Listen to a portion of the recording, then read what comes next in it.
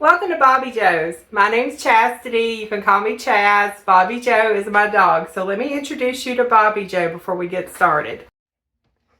This is Bobby Joe. Miss Bobby Joe has been helping out in the kitchen since she was just a puppy. And her birthday is next month.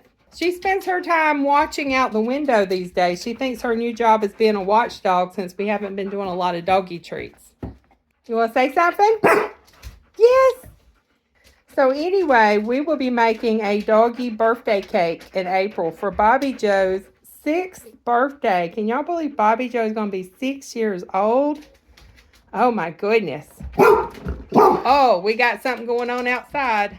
Anyway, we wanted to introduce all the new viewers to Bobby Joe because she is a very helpful doggy in the kitchen when we make doggy treats, aren't you, Bobby? Mm-hmm. And she communicates well. Let's get started cooking. I'm going to pour a little avocado oil in my skillet, and I have it on medium heat. Greg, with Greg's Cumberlatcha Kitchen, invited me back to participate in his Marching In with Casserole collaboration again this year. So thank you for the invite, Greg. Greg is also located in the great state of Tennessee. I always enjoy seeing all the casseroles people come up with in this collaboration. Those that follow my channel know that I am on a keto diet. Therefore, today I'm making a keto casserole. So here's the thing. I meant to make the casserole before Steve left town for work. I have been so busy that it did not even occur to me that it is March 7th and this video is supposed to be ready by March 10th. So this is a last minute video for me because I usually make sure I have my collaboration videos done way ahead of time. So I was going to make a meatball casserole in my cast iron casserole pan because I do it in my cast iron casserole pan every year. But since it's just me and the dogs, I decided to make a 2-serving casserole that has green stuff in it. I can never add green stuff to my recipes when Steve's here. Well, I could, but I would be eating it alone. So anyway, I'm going to be making a keto cheesy chicken and asparagus casserole for 2. I will eat some for supper, and then I'll have some leftovers for lunch tomorrow. First, I need to cook the chicken, and this is 1 chicken breast that I cut into nuggets. I always cut my boneless, skinless chicken breast into nuggets because the chicken cooks quicker, and it makes really good chicken nuggets. We eat that a lot. They're quick, they're easy, they're great with keto dipping sauces, and I also love them on salads and in casseroles. I'm just going to cook these until they're no longer pink. While that's cooking, I'm going to go over here and wash and cut the asparagus. I've already rinsed the asparagus off, and this asparagus was already trimmed up nicely at the bottom, but I will cut it off a little more. I need about 1 cup of cut asparagus, and this is probably more than 1 cup, but I'm okay with that because I'm okay with extra asparagus.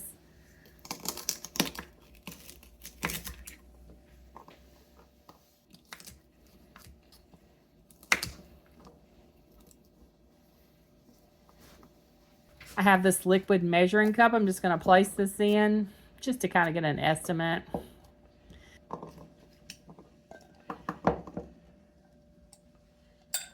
Yeah, it looks like it's more like 2 cups.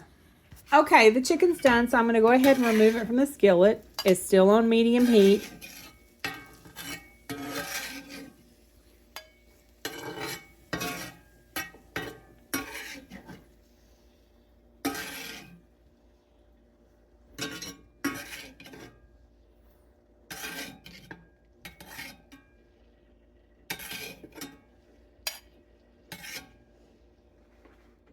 I'm adding a little olive oil to the skillet. Okay, maybe more than a little olive oil. I keep forgetting that this olive oil pours out too quickly. I'm going to place the asparagus in and get it covered in oil, and then I will cook it for about 5 minutes until it's tender. And at this point, I'm going to go ahead and preheat my oven on 350 degrees. Now that the asparagus is tender, I'm going to go ahead and add a clove of minced garlic and cook that for about a minute.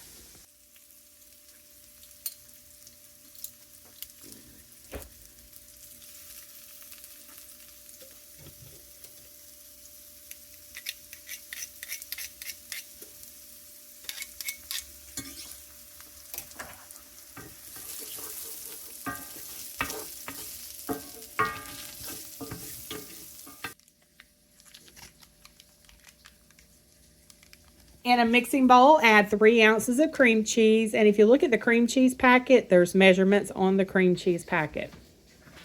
The cream cheese should be softened. I forgot to remove it from the fridge so it would soften up, but it will still work because that hot asparagus will soften it up.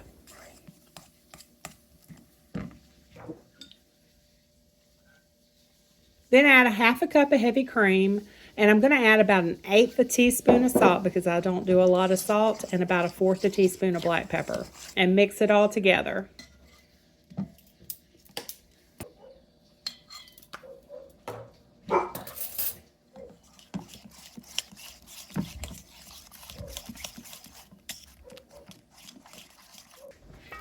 Then add in the asparagus, mix that together, get the asparagus covered, and then add in the chicken.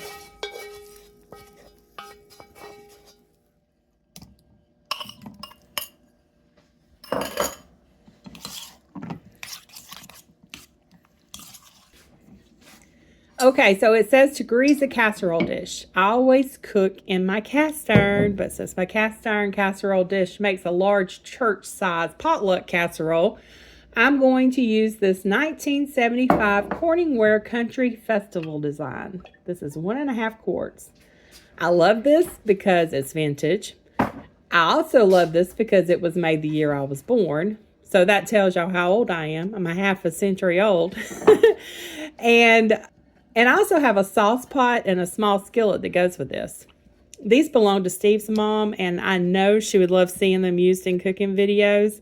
I wish she was still here with us because I know she would love this cheesy chicken and asparagus casserole, and I know she would enjoy sharing it with me. Next, pour the chicken and asparagus mixture into the casserole dish and top it with a 1/2 cup of cheese. Now, I love this Tillamook cheese. It was buy one, get one free at Food City this week. I usually shred my own cheese with my KitchenAid attachment, but this was on sale, and I always get it because it tastes so good. I'm adding more than a 1/2 cup because I always add more cheese than the recipe calls for. You can't have too much cheese. I'm placing it in a 350-degree preheated oven for 20 to 25 minutes, and the cheese should be melted and bubbly. This smells so good. At 20 minutes, I turned the oven on a low broil until it toasted the top of the cheese because I like my cheese a little toasted.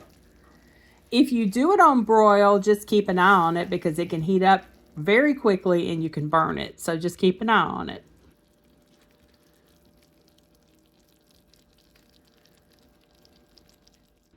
This has been sitting out for about 15 minutes. Doesn't that look drool-worthy?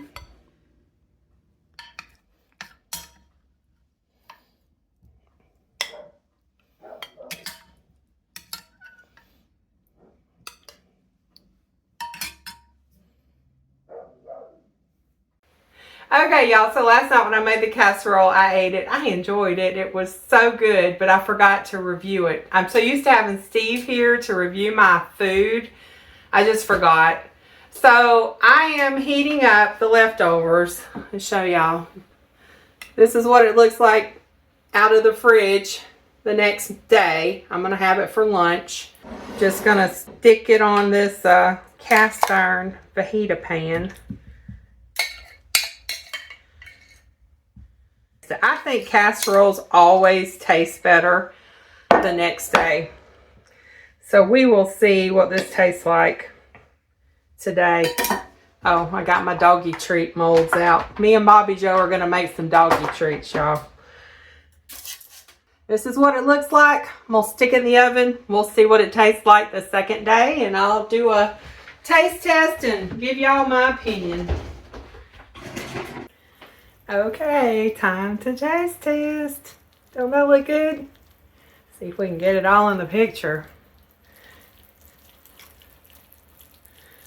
Gonna get a little bit of cheese, a little bit of chicken, and a little bit of asparagus.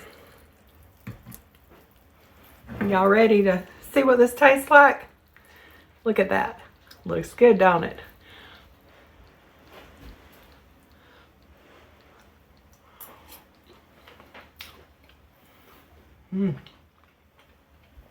It's ready to talk with your mouth full, right? What's it Steve does? 2 thumbs up, and it gets the drool-worthy stamp of approval. But if you can see, it's got the chunks of chicken. It's got asparagus in there. Asparagus is so tender after cooking in that oven. Show you everything in there. Cheese, cream. When I make it next time, I'm going to add a little bit more garlic, though. I think I'll do 2 cloves of garlic instead of 1. I'll put the recipe in the video description. I'll have to look up the total amount of carbs. I'll put that at the end of the video. It didn't say the total amount of carbs on the recipe, but I will put it into my carb app, and I'll tell you exactly how many carbs is in this. I put the recipe in my carb app, and it says it has 5 carbs per serving. There are 2 servings. It was perfect for me to have for 2 meals while Steve has been out of town. Be sure to check out the other videos in this collaboration. Don't forget to like and comment on all those other videos. There is a giveaway. Go watch Greg's videos to learn more about the giveaway and all the great prizes that he's going to be giving away. I'm going to have some links in the video description, so don't forget to check my video description for all those links.